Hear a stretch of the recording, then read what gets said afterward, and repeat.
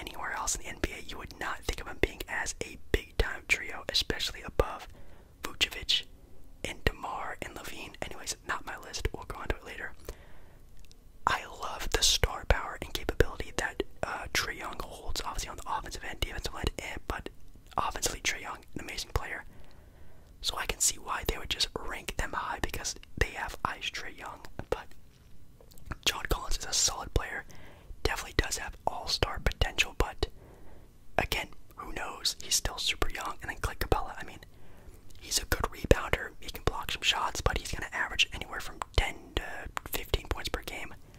Nothing super crazy. No offense, but I don't know if that's the best placing for a trio, not gonna lie.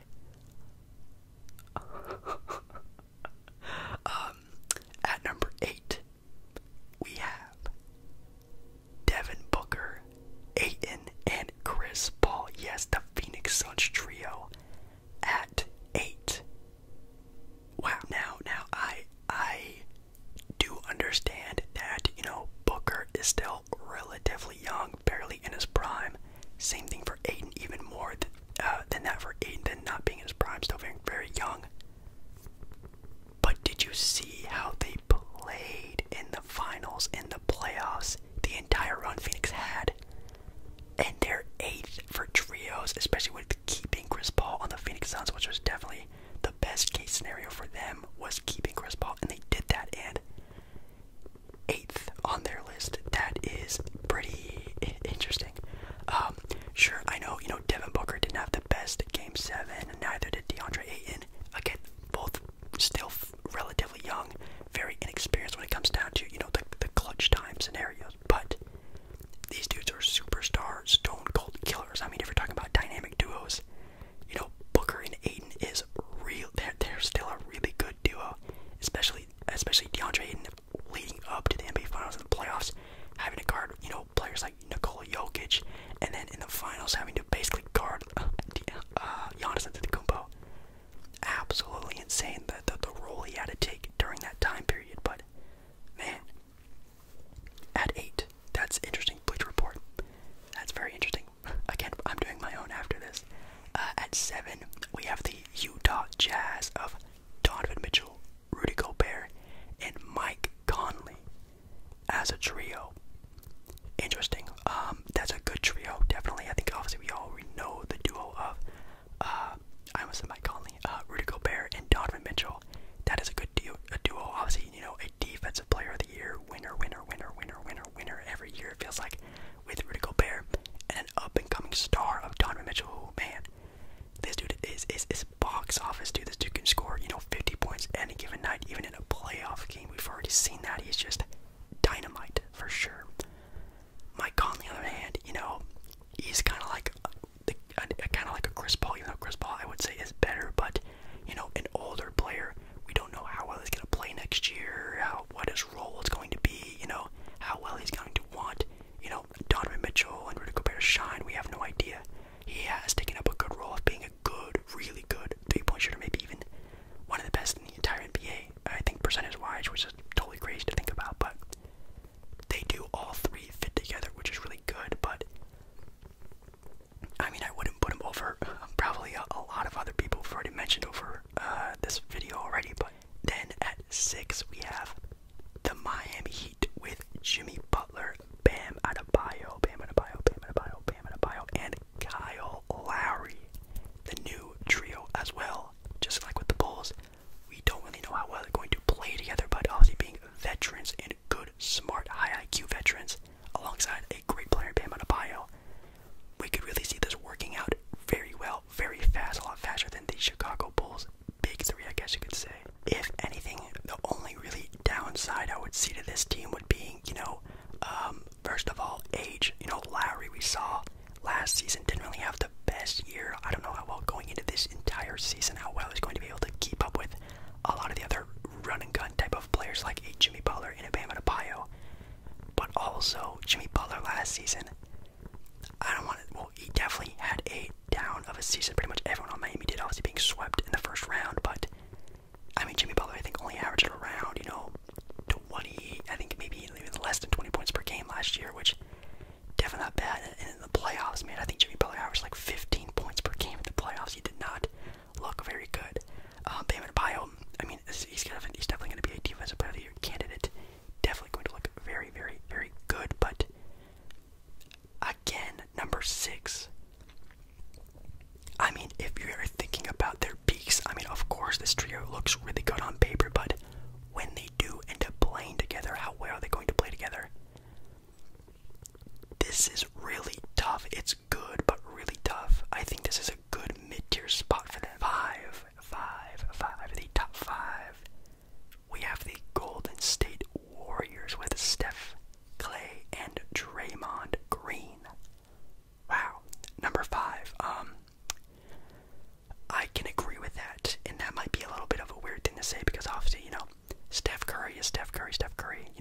Steph, God, Steph, we all know him as the best shooter of all time. An amazing player, potential, and probably should have been MVP last year. Klay Thompson, superstar of himself, one of the best shooters of all time. Then Draymond Green, defensive player, highest IQ on the defensive end, maybe in the NBA, who knows? But Klay Thompson coming off of 2 very bad leg injuries. Who knows how well he's going to play? Two, I don't know which one I said, but Draymond Green has not looked anything like the Draymond Green of the past, like 2 years already. Does he still have enough in the tank to kick it up into high gear once the playoffs, the finals potentially comes around? Can Draymond Green be Draymond Green of before? And then Steph Curry, does he still have enough left in the tank? Does he still have that drive to be, the best, the number one? I have no idea. It's a lot of ifs for Golden State. Can it work out? Absolutely. Golden State could easily win a title this and upcoming year. This could easily be the best trio in the NBA, but will they be? Big question mark for a lot of players there. It's a good spot. I think they are a high mid-tier trio, but again, I would trust them in a Game 7 of the NBA Finals, but would I trust them for an entire season as a trio? Maybe not. And now I feel like I'm just grabbing on this list. I'm not. Obviously, this is a great spot for them. I love Steph, Klay, and Draymond. I cannot wait for the Warriors to be good again next season, but I'm just trying to get into perspective on, the top 3 trios of the NBA. And this is, I think, a good spot for them. I think it could be higher, for sure, 1000%. At four, they have here the Philadelphia 76ers with Joel Embiid, Ben Simmons, and Tobias Harris. Ooh, that's a good trio. That is a good trio. And I know what you're saying.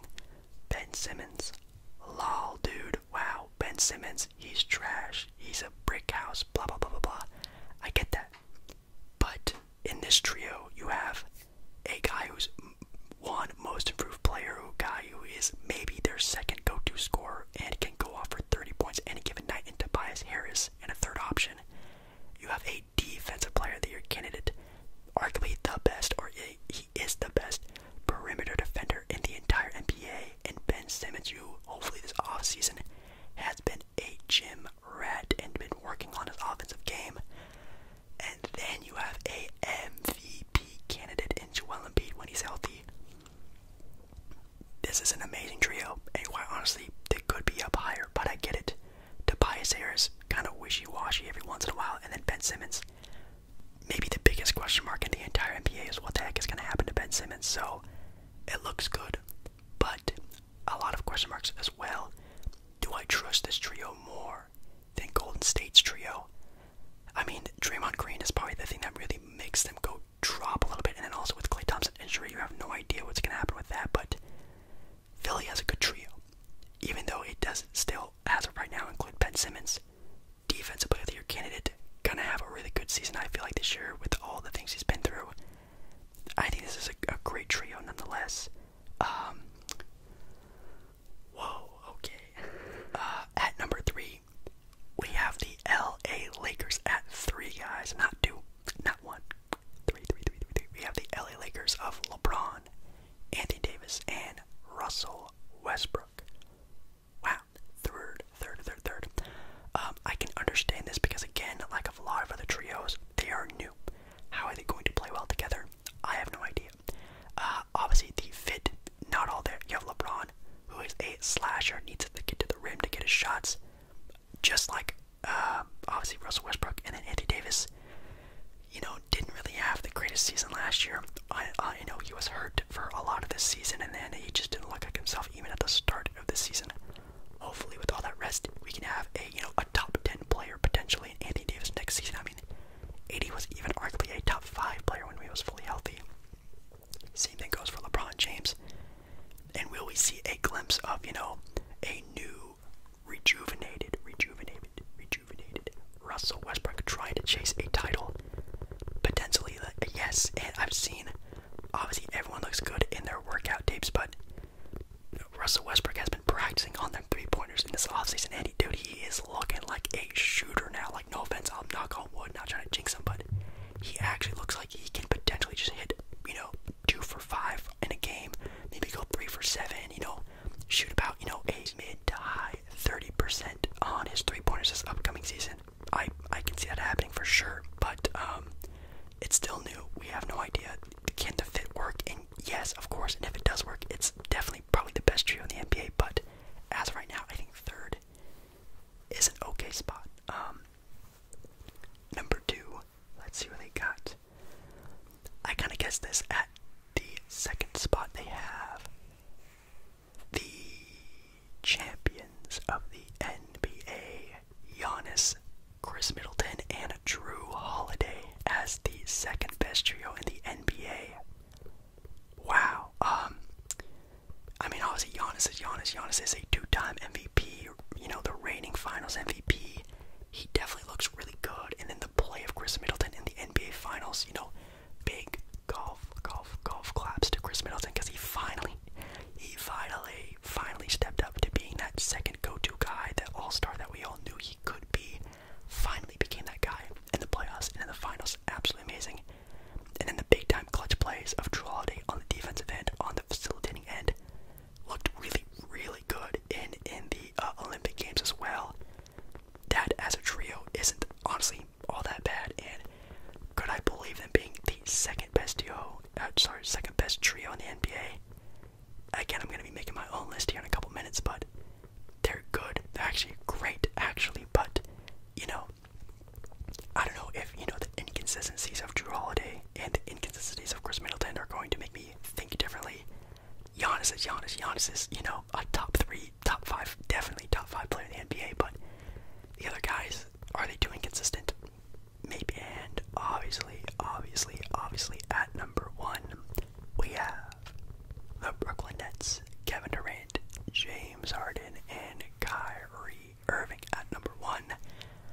No doubt, this trio can average literally 90 points per game just by themselves, better than probably most of NBA teams today. I mean, obviously with you know, Harden coming off an injury, Kyrie coming off an injury, you can argue, you know, who knows, but these guys are just absolutely insane. All these guys are in their prime. All these guys knew even last year, if even 2 of them were healthy, they probably would be NBA champions right now. So I hope to God we don't see more, you know, sitting and, you know, fake injuries and this and that and discomforts where they have to miss a bunch of games. I hope that doesn't happen, but I could see them potentially do that again this upcoming season, so that sucks. But as a trio, they're the best. They are the best. They are the number 1. That's a pretty easy given. I think they are even the best trio in NBA history. I mean, like, other ones, I mean, obviously you have, you know, LeBron and Bosh and D-Wade, but even them, like, well, actually, I mean, KD, Steph Curry, and Klay Thompson, is that better than KD, Harden, and Kyrie?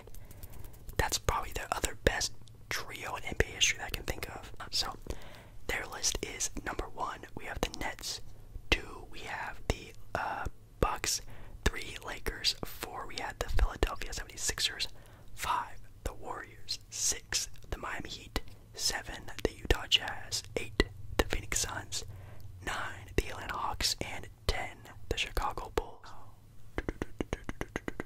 Drum roll. Let's get into my list.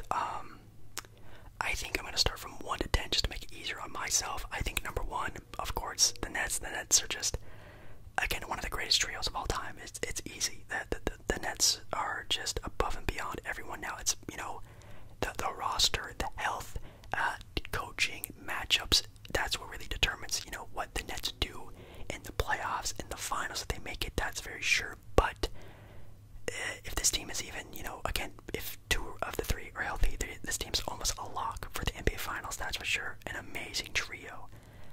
At 2, I am going to put a little bit more trust in the Lakers. I'm going to go Lakers 2 as of right now.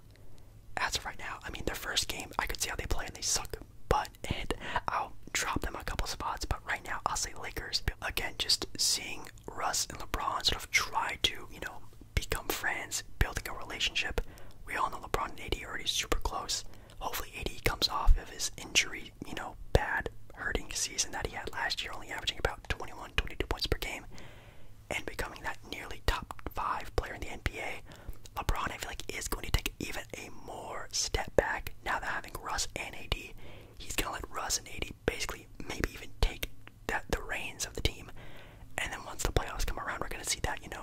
5 and 8 and 8 player come back from LeBron. I'm gonna bet on that. I'll say Lakers 2. My third, I think, dude, I think I'm gonna go 76ers. That might be a little bit of a weird one, but you guys know I love being a little controversial, love getting you guys off your seats a little bit. But again, you have an MVP candidate in Embiid. You have a Defensive Player of the Year candidate in Ben Simmons. Tobias Harris is pretty much, he is a little wishy-washy at times, but he is sometimes, the second go-to guy offensively on that Sixers team. So I think I'm gonna go with them third. Fourth, I'll go Bucks. Obviously Giannis is he's on another planet right now. He's up there with, LeBron and KD arguing for the #1 player in the entire NBA. He's building his own legacy as maybe being the greatest power forward of all time, you know what I mean? So he's starting to build his resume. He's gonna keep going, and he is dragging Chris Middleton and Drew Holiday along with him. I'll put them fourth. So I have Nets, Lakers, Sixers, Bucks, and then 5, I'll go Steph, Clay, and Draymond. Yeah, I think Draymond he's just not that guy anymore. I'm going to be probably seeing a lot more of, James Wiseman, and if they do, trade Kuminga sometime for another sort of good, starter, potential guy who can help out a lot more, then maybe we can see what they get for them, and then maybe that guy would be the third option. But as for now, Draymond is just not really showing that he can really be that guy anymore. And then again, Klay Thompson coming off two big time leg injuries. We have to wait and see what he can do. But I think for 5, that's not bad. 6, I'm gonna go Booker, Ball, and Ayton. I'm gonna put a little bit more respect on the D-Book name, a little bit more on the Ayton name. I think last season they learned so much. I think they are going to blow by this season, still look very good, but still potentially, a top 1, 2, 3 seed in the West. They're still gonna look really good. I'm gonna pick them. At 7, I'm gonna go Donovan Mitchell, Rudy Gobert, and Mike Conley. I think Donovan Mitchell and Rudy Gobert, at the very least, Donovan Mitchell is due for a breakout year. Last season we saw that obviously with Utah being the #1 seeded team, but I think even again he's going to have a really great year. Rudy Gobert finally started to show a little bit more of an offensive game in last season's playoffs, and Mike Conley knowing how to officially play with this team, hopefully with some health, they can look really good. So then I'll go Jazz. Oh, actually, what trio we're forgetting about? The reigning MVP, Nikola Jokic, Jamal Murray, Michael Porter Jr. How are we doing this? The reigning MVP, a great potential All-Star in Jamal Murray, and Michael Porter Jr. who's going to have even a better season this year. I can count on it. Oh my goodness, they're not even on the top 10 list right now on the Bleacher Report. That's crazy. I think they have to be top. They have to be top 10, right? So we have Nets, Lakers. I know I'm kind of doing this with you guys, alongside you guys. We have Nets, Lakers. We have the Sixers, the Bucks, the Warriors. I will put the Suns over them, and then 7, I will go the Denver Nuggets. I'm surprised they're not even on the Bleacher Report list. That's why I totally, forgot about that. But you have the reigning MVP, and I know, Jamal Murray, very young, coming off an injury, still averaging around, hovering around 20 points per game. I think he will have a good season this year.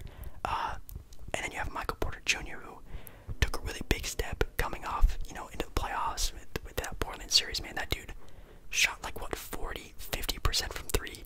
I think he's going to continue this great shooting run he's going to be on. He's going to be even a better defender. He's going to be even smarter with the basketball IQ.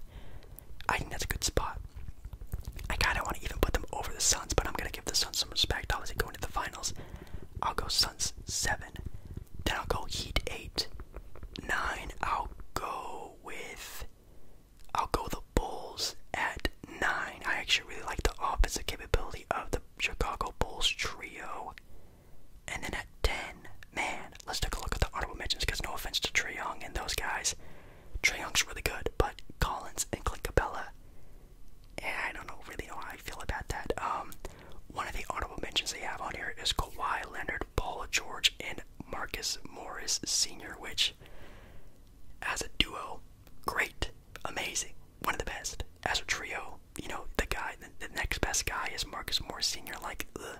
I mean, you could put in even Eric Bledsoe in there as a trio, and it's still, you know, all not that great.